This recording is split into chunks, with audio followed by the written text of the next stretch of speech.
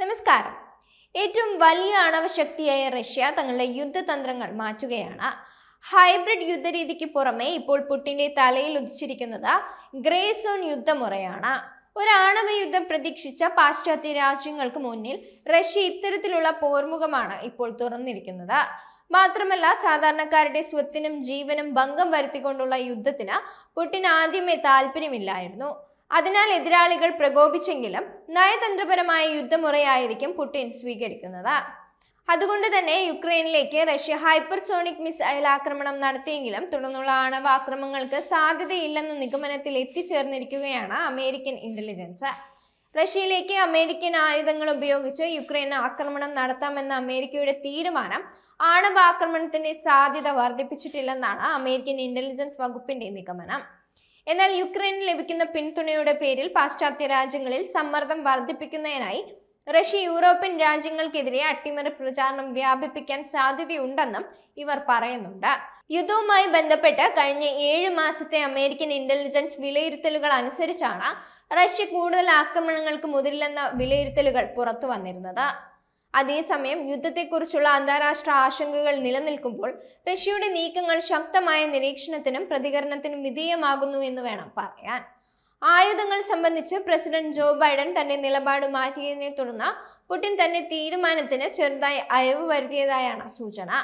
കഴിഞ്ഞ ആഴ്ച റഷ്യ വിക്ഷേപിച്ച ഒരു പുതിയ ബാലിസ്റ്റിക് മിസൈല് അമേരിക്കയ്ക്കും സഖ്യകക്ഷികൾക്കും ഒരു മുന്നറിയിപ്പിന് മാത്രം ഉദ്ദേശിച്ചതായി വിശകലന വിദഗ്ധർ പറയുന്നുണ്ട്.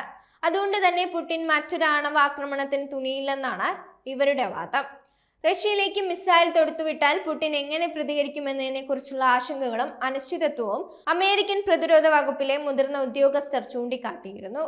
White House, Pentagon, State Department എന്നിവ ഉൾപ്പെടെയുള്ള വകുപ്പുകളിലെ ചില മുതിർന്ന ഉദ്യോഗസ്ഥർ അമേരിക്കയ്ക്കും സഖ്യകക്ഷികൾക്കുമെതിരെ റഷ്യ അതിശക്തമായ ആക്രമണം അഴിച്ചുവിടുമെന്ന് ഭയന്നിരുന്നു എന്നാണ് ഇപ്പോൾ പുറത്തു വന്നിരുന്ന റിപ്പോർട്ട്.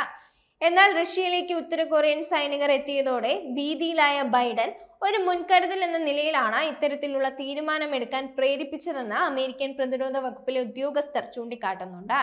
എന്നാൽ റഷ്യ തങ്ങളുടെ കൈവശമുള്ള ആണവായുധങ്ങൾ പുറത്തെടുക്കുമെന്ന ആശങ്കയിൽ തന്നെയാണ് അമേരിക്കയിലെയും സഖ്യരാജ്യങ്ങളിലെയും ഒരു വിഭാഗം ഉദ്യോഗസ്ഥർ.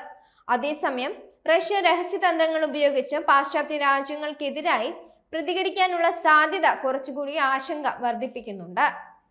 പുടിൻ നേരിട്ടുള്ള യുദ്ധമുറകളായിരിക്കില്ല സ്വീകരിക്കുകയെന്നും ഒരു സൈബർ യുദ്ധമായിരിക്കും റഷ്യയുടെ ഭാഗത്തു നിന്നും ഉണ്ടാവുക എന്നും അമേരിക്കൻ ഇന്റലിജൻസ് മുന്നറിയിപ്പ് നൽകുന്നുണ്ട്. അങ്ങനെയാണെങ്കിൽ പ്രധാനമായും അമേരിക്കയുടെയും പാശ്ചാത്യ രാജ്യങ്ങളുടെയും സാമ്പത്തിക സംവിധാനങ്ങൾ ലക്ഷ്യമാക്കിയും വ്യാജ വാർത്തകൾ പ്രചരിപ്പിച്ചും റഷ്യ പണി കൊടുക്കുമെന്ന് തന്നെയാണ് ഇപ്പോൾ അമേരിക്ക ഭയപ്പെടുന്നത്. അമേരിക്കയുടെ കണക്കനുസരിച്ച് ഉത്തര കൊറിയയിൽ നിന്ന് റഷ്യയിലേക്ക് 11,000-നും 12,000-നും ഇടയിൽ സൈനികർ എത്തിയെന്നാണ്.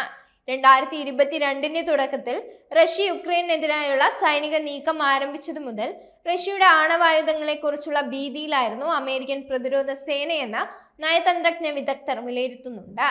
വൈറ്റ് ഹൗസിലെയും പെന്റഗണിലെയും ചില ഉദ്യോഗസ്ഥർ റഷ്യക്കുള്ളിൽ മിസൈലുകൾ ഉപയോഗിക്കാൻ അനുവദിക്കുന്നത് അത് യുക്രൈനെയും അമേരിക്കയെയും അമേരിക്കൻ സഖ്യകക്ഷികളെയും ഒരുപോലെ അപകടത്തിലാക്കുമെന്ന് വാദിച്ചിരുന്നു. എന്നാൽ ഇവർ ഭയപ്പെട്ട പോലെ തന്നെയാണ് സംഭവിച്ചത്. യുക്രൈനെ പിന്തുണയ്ക്കുന്ന പാശ്ചാത്യ രാജ്യങ്ങൾക്കെതിരെ റഷ്യ ഇപ്പോൾ തന്ത്രപരമായ നീക്കങ്ങളാണ് നടത്തുന്നതെന്നാണ് റിപ്പോർട്ട്. പ്രധാനമായും അട്ടിമറിയിലും ഗ്രേ സോൺ യുദ്ധത്തിലും ശ്രദ്ധ കേന്ദ്രീകരിച്ചിരിക്കുകയാണ് പുടിൻ.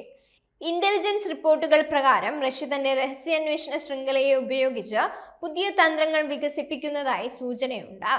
പാശ്ചാത്യ രാജ്യങ്ങളിലെ പൊതുജനങ്ങളെ പരിഭ്രാന്തിയിലാക്കാൻ വ്യാജ വാർത്തകളും പ്രചാരണങ്ങളും വ്യാപകമായി ഉപയോഗിക്കുന്നുണ്ട്. ഗ്രേ സോൺ യുദ്ധം എന്നാൽ സാധാരണ യുദ്ധങ്ങൾക്കും പരമ്പരാഗത നയതന്ത്ര തർക്കങ്ങൾക്കും ഇടയിലുള്ള ചില പ്രവർത്തനങ്ങൾക്കുള്ള പ്രയോഗമാണ്. റഷ്യയുടെ ഈ ഗ്രേ സോൺ യുദ്ധതന്ത്രത്തിൽ കാലിടറി വീണിരിക്കുകയാണ് അമേരിക്കയും സഖ്യകക്ഷികളും.